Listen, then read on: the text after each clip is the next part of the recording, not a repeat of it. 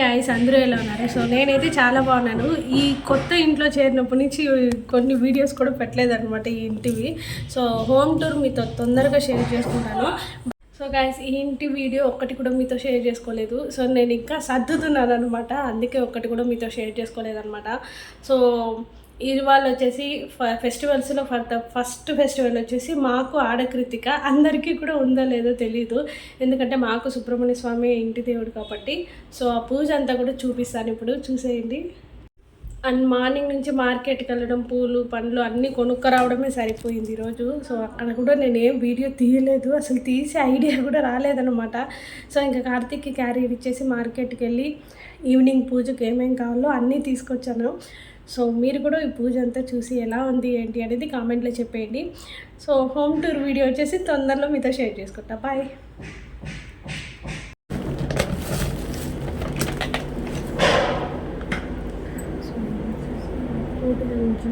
అదే కోటి జంగి, సారీ ఏమంటారు,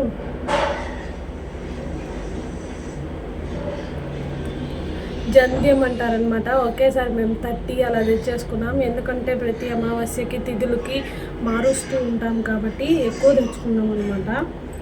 సో ఇది అండ్ ఇది వచ్చి కోటి జంధ్య వస్త్రాలు ఉంటారు కదా, సో అన్నమాట. ఇప్పుడు ఇది కూడా మనకి పూజకు కావాలి. సో ఇలా చిన్న చిన్న packets, oil packet,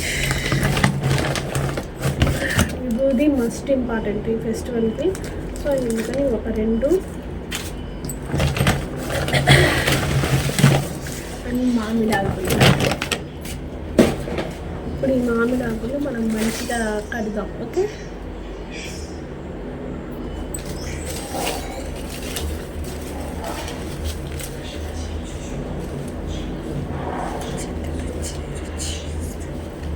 sorry for the disturbance, ఎందుకంటే పక్కన ఇంట్లో వర్క్ జరుగుతుంది. సో అందుకని కరకర సౌండ్ వస్తుంది అనమాట. సో వాయిస్ కూడా చాలా చిన్నగా వినిపిస్తుంది, ఏమనుకోకండి. మనం ఇప్పుడు దీన్ని ఇలా కట్టేసుకున్నాం.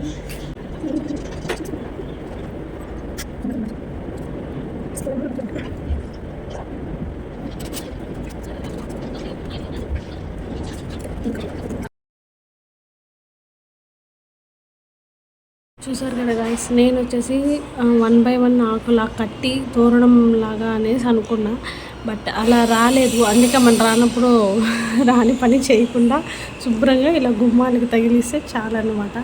సో ఇది. సో ఇది వచ్చేసి ఈవినింగ్ అండి. సుబ్రహ్మణ్య స్వామి ఫోటో పెట్టుకొని మంచిగా, ఆయనకి ఎర్ర రోజా పూలు అంటే చాలా ఇష్టము.